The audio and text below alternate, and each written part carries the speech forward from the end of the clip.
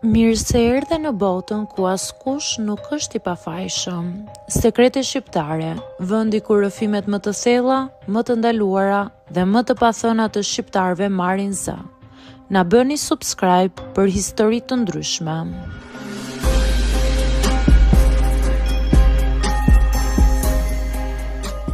Jam 52 vjeç dhe nëse ka një gjë që nuk më ka ndryshuar prej vitesh, është rutina ime. Çdo ditë pa përjashtim e nis dhe e mbyll tek bari i lagjes. Është bërë si shtëpia ime e dytë. Aty pi kafen, bëj muhabet, kaloj orë të tëra duke parë njerëzit që vinë dhe ikin. Një kafe fort në mëngjes dhe një teke raki pastaj. Në drek ndonjë tjetër, në darkë ndoshta edhe dy. Jo se jam pianec, por është për zakon, një mënyrë për të kaluar kohën, për të mbushur boshllëkun që vjen me vitet. Po të jemi sinqert, jeta ime nuk ka shumë ndryshime. Fëmijët janë rritur, secili në jetën e vet. Gruaja nuk është më pjesë e imja prej kohësh, dhe unë kam mbetur me këtë rutinë që më mban disi në këmbë. Në mes të gjithë kësaj është pikërisht ajo, pronarja e lokalit. Një grua rreth të 45-ave që ka ngritur vetë atë vend. E fortë, e rregullt, gjithmonë me një prezencë që nuk kalon pa u vënë re. Nuk është nga ato që flasin shumë, por kur flet, të mbetet në mendje. E njihja prej vitesh, por vetëm si klient.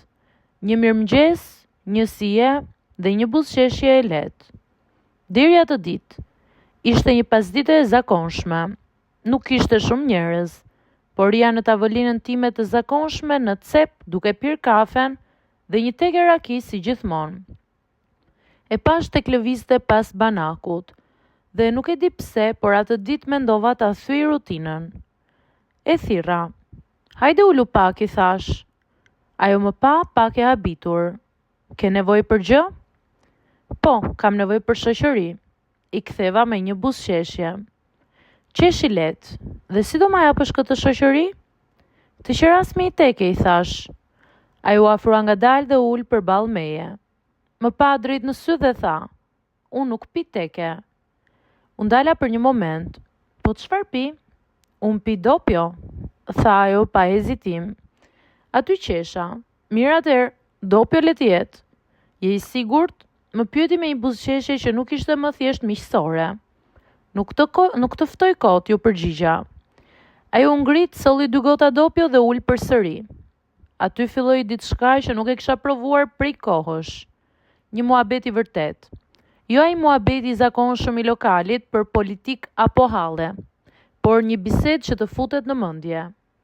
Më pyeti për jetën time, për vitet, për atë që bëj çdo ditë.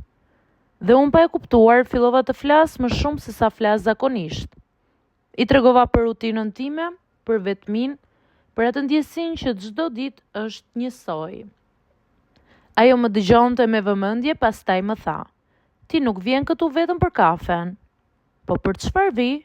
E pyeta. Për të mos qenë vetëm, më tha ajo. Ajo fjali më goditi. Ishte shumë e vërtetë. Ndërkohë gotat po bëshatiseshin njëra pas tjetrës. Por ndryshe nga herët e tjera nuk po ndihesha i rënduar. Po ndihesha i gjallë. Ajo filloi të flirtojë hapur, me fjalë të vogla, me shikime, me mënyrën si më sfidonte. Ti më ftove për teke, por unë e ngrita nivelin, tha ajo duke qeshur. Mirë bëre, ja ktheva unë. Po a do ta mbash ritmin? Më pyeti ajo. Aty e kuptova që nuk ishte fjala për pijen.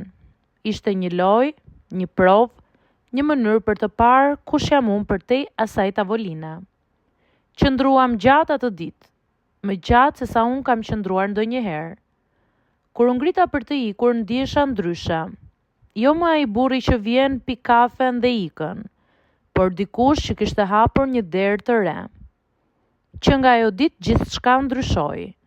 Ajo filloi të vinte vetë tek tavolina ime. Ndonjëherë më sillte kafen pa e kërkuar. Ndonjëherë më thoshte: "Sot je për teke apo për dopjo?" Dhe unë qeshja. Por e dija që ajo po fliste për diçka më shumë. Dal nga dal lokali nuk ishte më vendi ku unë shkoja për zakon. Ishte vendi ku unë doja të shkoja. Pikërisht për të. Një mbrëmje ndërsa po mbyllte lokalin më tha: "Ti je njëri i zakonshëm, por ke diçka që më pëlqen. Nuk ke frikë të provosh diçka ndryshe kur të jepet rasti." Më tha ajo: "Qesha let, a fillove ti?" Dhe aty kuptova që ndonjëherë një ndryshim i vogël, si një ftesë për një teke, mund të çojë në diçka shumë më të madhe. Në fund të ditës nuk bëhet fjala për Akin. Ajo ishte për atë ndjesinë që të mungon pa e kuptuar, derisa dikush ta zgjon përsëri. Që nga ajo ditë unë nuk shkoj më në lokal vetëm për një teke. Tashmë, gjithmonë pres dopjon.